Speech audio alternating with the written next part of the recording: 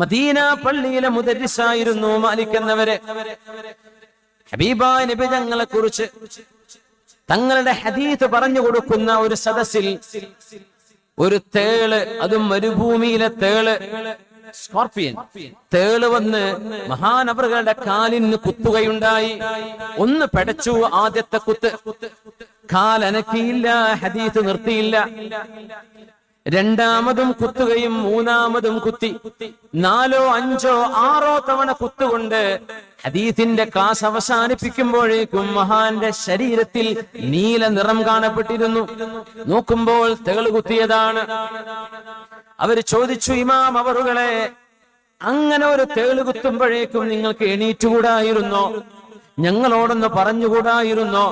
എന്തിനാണ് നിങ്ങൾ വേദന സഹിച്ച് ഇത്രയും നേരം പിടിച്ചു നിന്നത് എന്ന് ചോദിച്ചപ്പോൾ, എന്റെ മുഅ്മിനേ, സഹോദര സഹോദരിമാരെ, യൂട്യൂബിലെ ഷോർട്ട് വീഡിയോസ് കാണുമ്പോ, ടിക്ടോക്ക് ഇവിടെ ഇല്ലല്ലേ, ഇൻസ്റ്റഗ്രാം ഓപ്പൺ ചെയ്യുമ്പോ പുണ്യ നബി തങ്ങളുടെ ഒരു ഹദീസിനെ സംബന്ധിച്ചുള്ള വിവരണം വരുമ്പോ, ഒരു ഖുർആൻ ഓതുന്ന ആളിന്റെ ഒരു വീഡിയോ കാണുമ്പോ, വിശുദ്ധ ഖുർആനിന്റെയോ ഇസ്ലാമിന്റെയോ ദീനിന്റെയോ ഒരു ചെറിയ ശകലം നമ്മുടെ മുമ്പിൽ പ്രത്യക്ഷപ്പെടുമ്പോ സ്വൈപ്പ് ചെയ്ത് നമുക്ക് വേണ്ടത് മാത്രം തെരഞ്ഞുപിടിച്ച് അവിടെ ലോക്ക് ചെയ്ത് കണ്ണ് വെച്ച് നോക്കി കാണുമ്പോൾ, ഹബീബായ നബി തങ്ങൾ നിങ്ങളോട് വല്ലതും വന്ന് പറയാൻ നിൽക്കുമ്പോ അത് മുഖം തിരിക്കുന്നതിന് തുല്യമല്ലയോ? എനിക്കത് കേൾക്കണ്ട എന്നല്ലേ നിങ്ങളാ പറയണത്, നമ്മളാ ചെയ്യുന്നത്?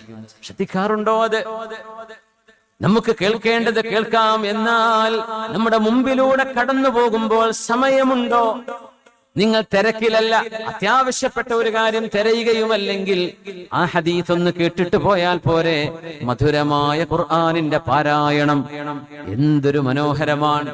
നിങ്ങൾ എത്ര വലിയ കോമഡി കണ്ടാലും, എത്ര വലിയ തമാശകൾ കണ്ടാലും, പാട്ട് കേട്ടാലും നിങ്ങൾക്ക് ലഭിക്കുന്നതിന്റെ ആയിരക്കണക്കിന് മടങ്ങ് സമാധാനം വിശുദ്ധ ഖുർആനിന്റെ മനോഹരമായ സൂത്തിങ് സൗണ്ടിൽ ഖുർആനൊന്ന് കേട്ടു നോക്കി അവിടെ ഇരുന്നു പോകും. മനസ്സിങ്ങനെ ശാന്തമായി കൊണ്ടിരിക്കും. അതൊക്കെ നമ്മൾ സ്വൈപ്പ് ചെയ്ത് ഇങ്ങനെ കോർണറിലേക്ക് മാറ്റിക്കൊണ്ടിരിക്കുമ്പോൾ അറിയണേ, അള്ളാഹുവിന്റെ വചനം മുമ്പിൽ വരുമ്പോൾ വേണ്ട, പോടോ എന്ന് പറഞ്ഞ് ആട്ടിയോടിക്കുന്നതിന് തുല്യമല്ലയോ അത്? ഇമാം മാലിക് എന്നവരുടെ ചരിത്രം പറയുമ്പോൾ നമ്മളൊന്ന് മനസ്സിലാക്കണം, അത് ഹബീബായ നബി തങ്ങളുടെ ഹദീസ് ഞാൻ പറഞ്ഞുകൊണ്ടിരിക്കുമ്പോൾ ഈ തേള് കുത്തിയതിന്റെ പേരിൽ ഞാൻ എന്റെ ഹദീസിന്റെ ക്ലാസ് നിർത്തിവെച്ചാൽ അത് ഹബീബായ തങ്ങൾ പഠിപ്പിച്ച അധ്യാപനം പകുതിക്ക് നിർത്തിവെച്ചു പോകലാകും. തങ്ങൾ പറഞ്ഞ മുഴുവൻ ആശയം മുഴുവനായി പറഞ്ഞു തീർക്കാൻ കഴിയാത്ത വിധം ഞാൻ എന്റെ കാലിൽ വന്ന വേദന കൊണ്ട് നിർത്തിവെച്ചാൽ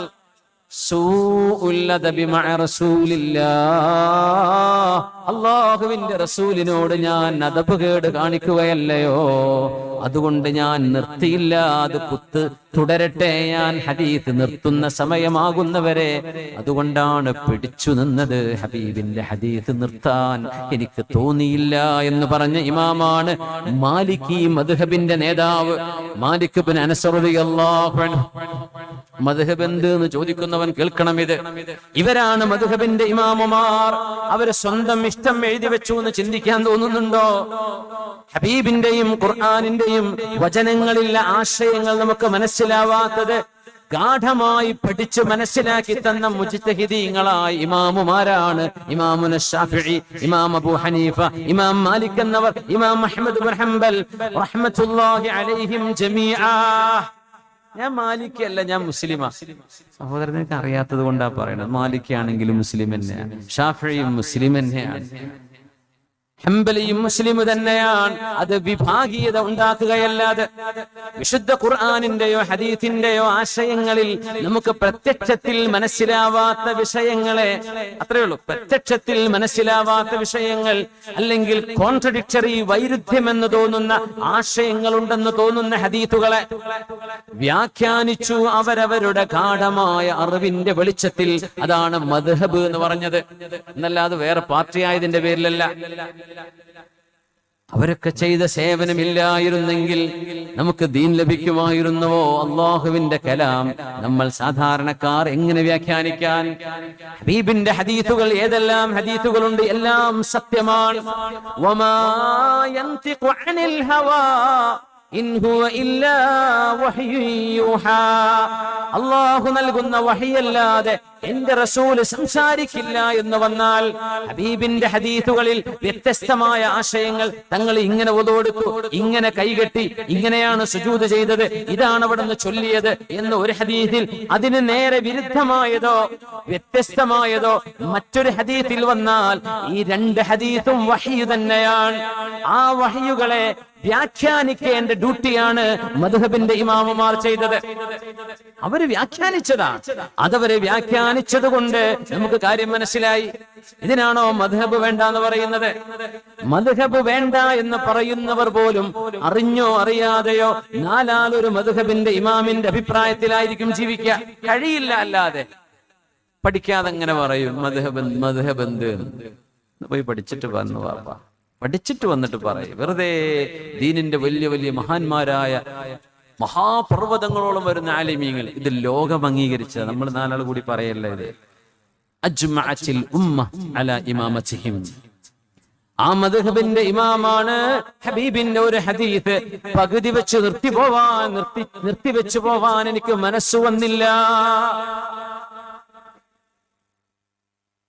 ഇത് ഹിബ്ബാൻ, ഇത് സ്നേഹമാണ്, ഇത് സ്നേഹമാണ്, ഇത് ഹിബ്ബാണ്.